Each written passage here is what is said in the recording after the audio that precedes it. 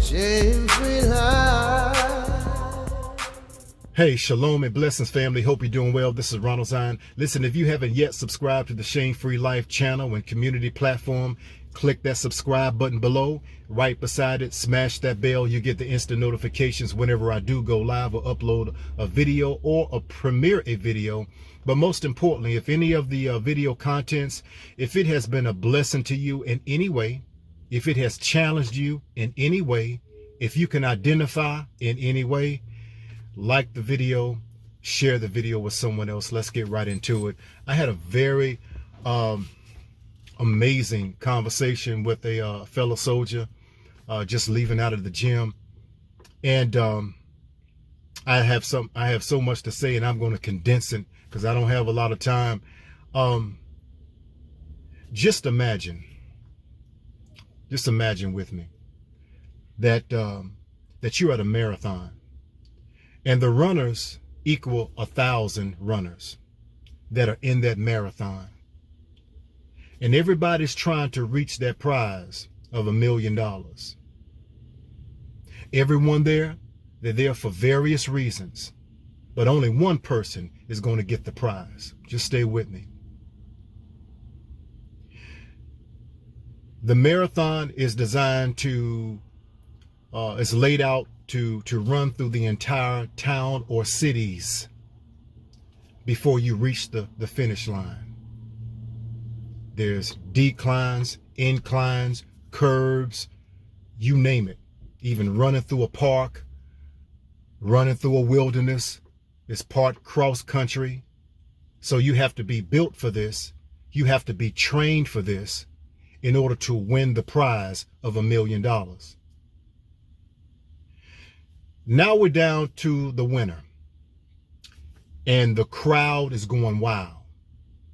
There are thousands of people that are on hand to see the winner. Family members, friends, spectators, enemies. They're there in the crowd to see who's going to cross this finish line to get this lottery ticket of $1 million. So the winner crosses. The runner crosses and wins the $1 million. The media is there, the lights and the cameras. Everybody's interviewing them. Magazines are there. Hey, how did you do it? Wow, what are you going to do with the money? It's amazing. You broke a record with your time and crossing the finish line. He's got endorsement deals.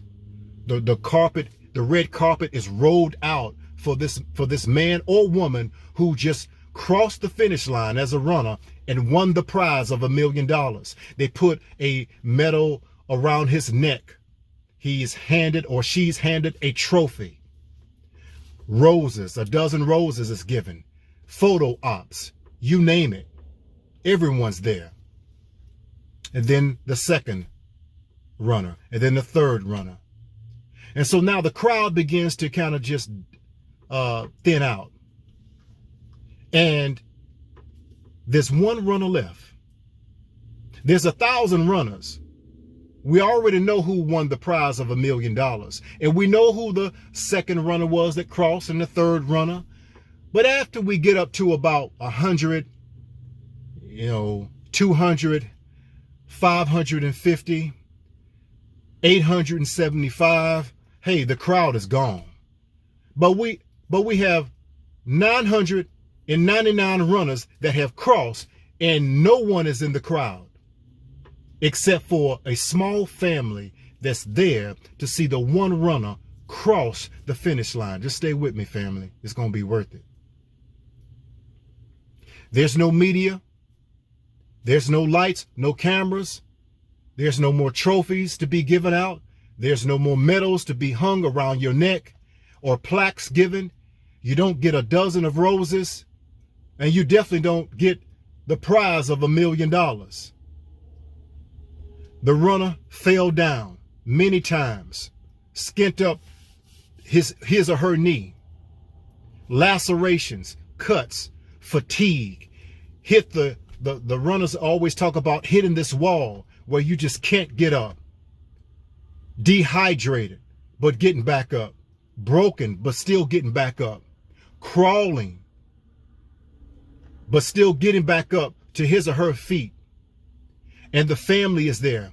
Come on, you can do it. I see you. Hey, he's 10 blocks away. Come on, come on.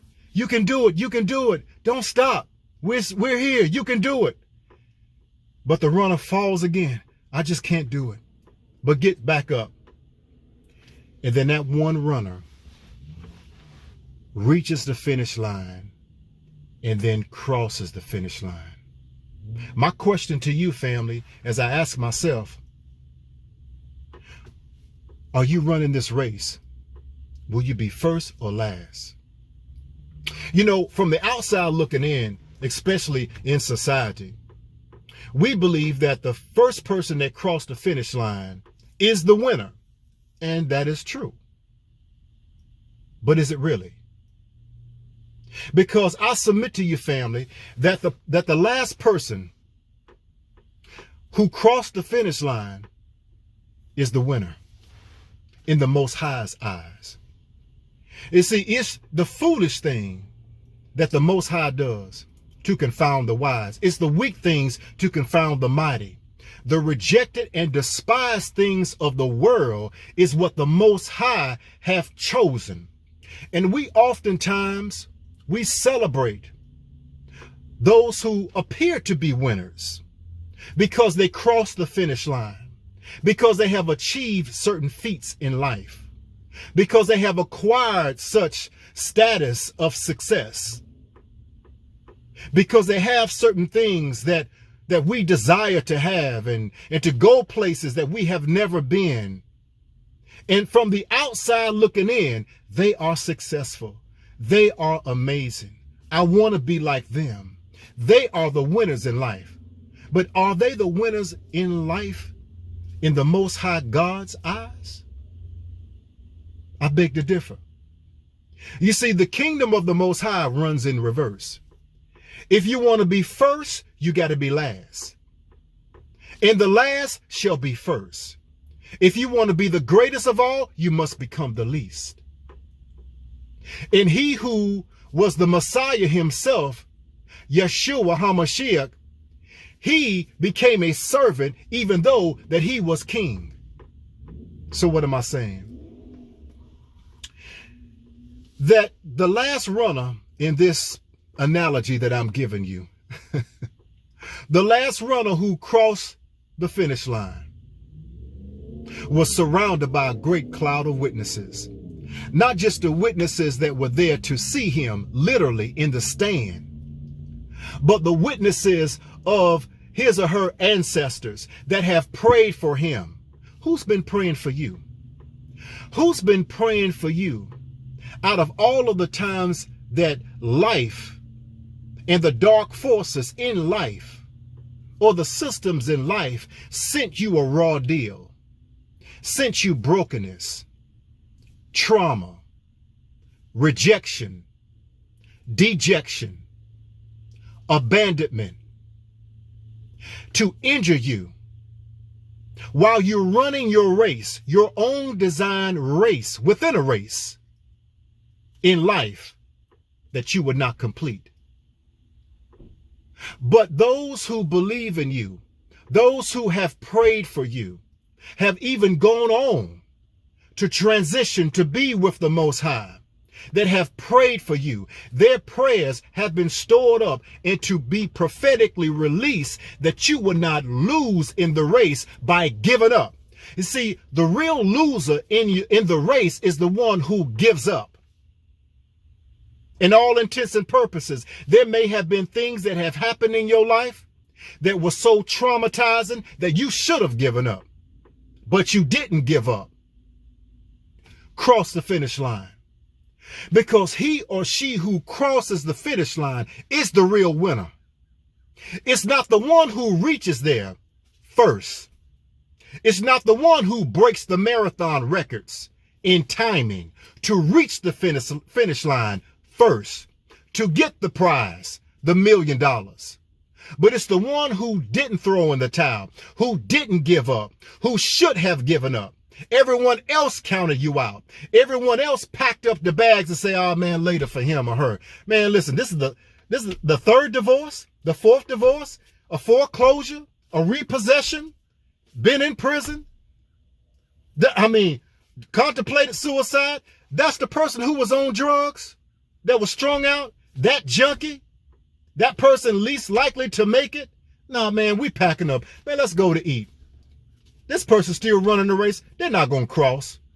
Well, I guarantee you, the one who doesn't give up, the one who crosses the finish line, even though everyone else have packed up, everyone else have counted you out, you're the real winner. You are the winner. And you know, family, while I'm on this subject, it's unthinkable, it's comical, it's illogical, and it's just downright prideful to think that because we have gone through so many things in life to injure us in the race of life, hoping that we would quit running the race, therefore we wouldn't cross the finish line to get the real prize. The real prize. For someone who's on the sideline of life, or the runners who are running with us in the race or the marathon, to stop what they're doing, to come and pick you up, to wrap your knee, to put medication on your elbows, on your arms, because you have fallen, you're scratched up, there's lacerations. Come on, let's nurse you back to health, and come on, let's run together. It don't work that way. They're going to be people in life that are running a marathon that's important to them in this race of life. They will step on you. They will walk past you, see you bloody, see you a broken leg. You fell down. You bumped your head. You need medical attention. Hey, I'm sorry hey, listen, I got to win this prize. I got to get mine. I got to get this promotion. I got to get mine. I got to get my next church. I got to get my mega mention. I got to get mine. I got to come up. Man, I got to get mine. I got to secure the bag. And, you know, I see you there laying. Hey, I hope you get up and let me step over you, because you hindering me from getting mine. This greediness that is pervasive in this society. No one's coming to pick you up. But there may be an assigned person, whether it's a runner in the race of life or someone who's on the side, that will come and pick you up. Hey, listen. Get back up. Get in the race. I see you bloody. I know you're tired. I know you're mentally confused because you've hit that wall. But there's a second wind in you. Get back up. Because the object, beloved, is for you and I not to cross the finish line first to win the prize that everyone else on the outside can celebrate. The object is to cross the finish line whenever you do. It may be an hour later. It may be 2 hours later. It may be 5 hours later. How about this? It may be 5 months later. It may be 10, 15, 20 years later.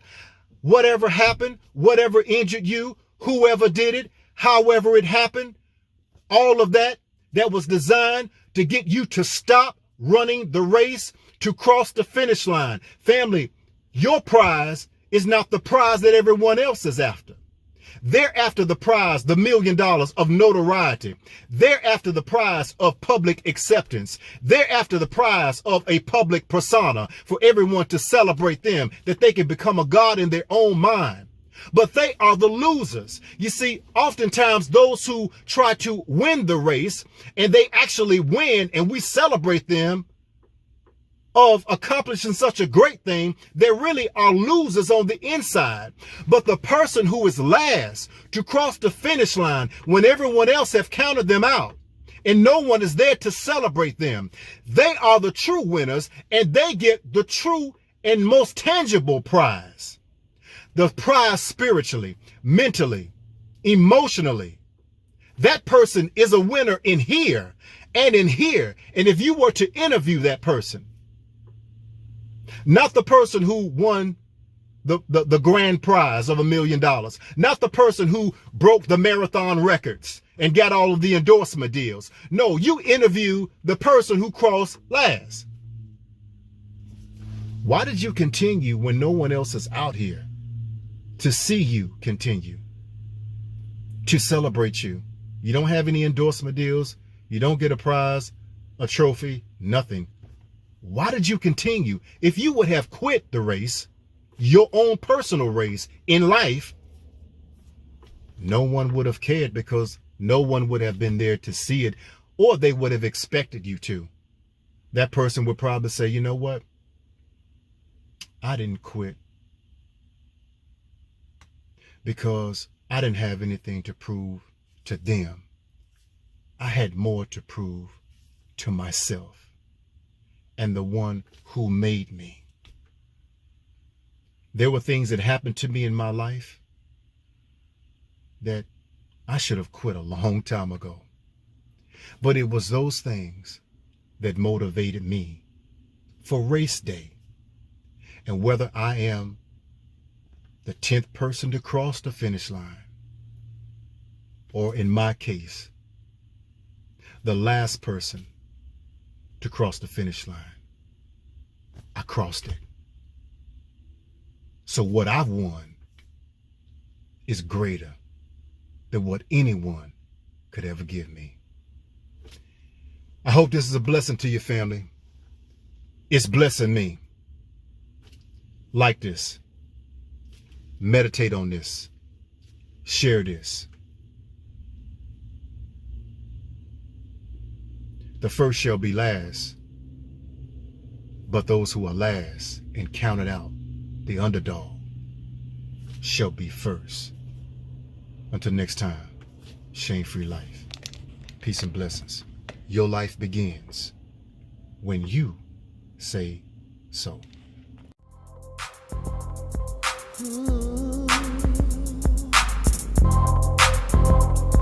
Yeah, shame-free life, shame-free life, shame-free life,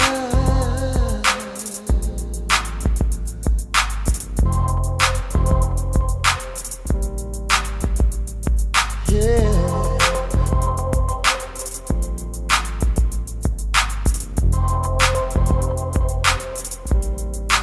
Shame-free life, shame-free life, shame-free life,